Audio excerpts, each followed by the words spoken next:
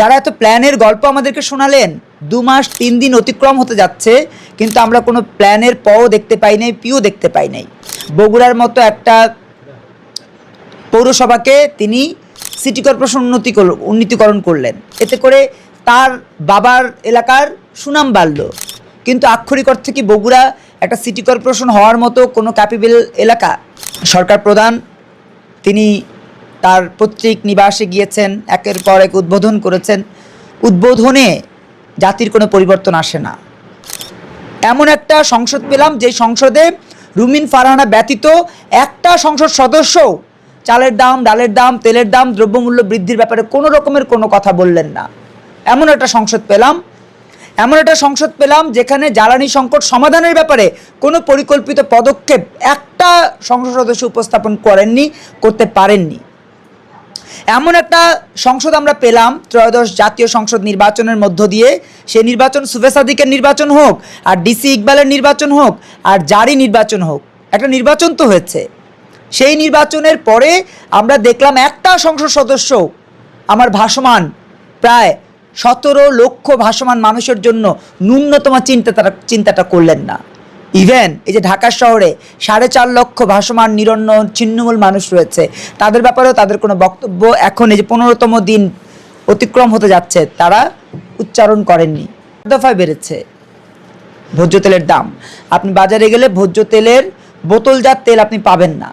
যারা বাজারে যান, আপনারা সংবাদ যোদ্ধা, তারা নিশ্চয়ই জানেন যে বাজারে এখন ভোজ্য তেল বোতলজাত যেটা রয়েছে সেটা এখন অ্যাভেলেবেল নয়। তো এমন একটা পরিস্থিতিতে সরকারের 2 মাস 3 দিন চলছে। সরকার প্রধান তিনি তার পৈতৃক নিবাসে গিয়েছেন, একের পর এক উদ্বোধন করেছেন। উদ্বোধনে জাতির কোনো পরিবর্তন আসে না। জাতির পরিবর্তন আসে উদ্যোগ গ্রহণে। সে উদ্যোগ গ্রহণটা কী? উদ্যোগ গ্রহণটা কি শুধু ব্রিজ, কালভার্ট, রাস্তা, সরকারি স্কুল, সরকারি বিশ্ববিদ্যালয় আর সিটি কর্পোরেশন উন্নতিকরণ? প্রশ্নই ওঠে না। বগুড়ার মতো একটা পৌরসভাকে তিনি সিটি কর্পোরেশন উন্নীতকরণ করলেন, এতে করে তার বাবার এলাকার সুনাম বাড়ল। কিন্তু আক্ষরিক অর্থে কি বগুড়া একটা সিটি কর্পোরেশন হওয়ার মতো কোনো ক্যাপেবল এলাকা?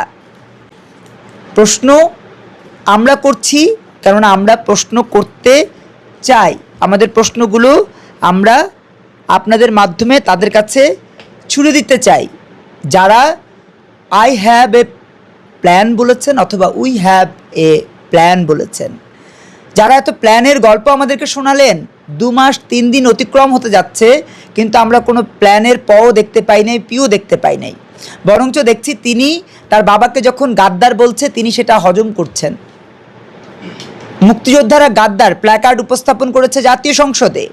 মুক্তিযোদ্ধারা গাদ্দার যখন বলা হয়, আলটিমেটলি বীর উত্তম স্বাধীনতার ঘোষক শহীদ প্রেসিডেন্ট জিয়াউর রহমানকেও গাদ্দার বলা হয়েছে। এই বিষয়টি তিনি খেয়ালই করলেন না, এমন একটা ভাব নিলেন আমি দেখিনি। কিন্তু তিনি যে দেখলেন না, এতে করে যে বাবার অপমান হলো, একজন মুক্তিযোদ্ধার অপমান হলো, সামগ্রিক সকল মুক্তিযোদ্ধার অপমান হলো, 30 লক্ষ মুক্তিযোদ্ধা যারা জীবন দিয়েছেন তাদের অপমান হলো, 2 লক্ষ মা বোন যারা সম্ভ্রম দিয়েছেন তাদের অপমান হলো, এই বিষয়গুলো খেয়ালই করলেন না। 2 মাস 3 দিনে আমরা পেলাম শহীদ প্রেসিডেন্ট জিয়াউর রহমানকে গাদ্দার বলবার উদ্ধত্যপূর্ণ একটা সংসদ, যেই সংসদের প্রধান হচ্ছেন তারেক রহমান।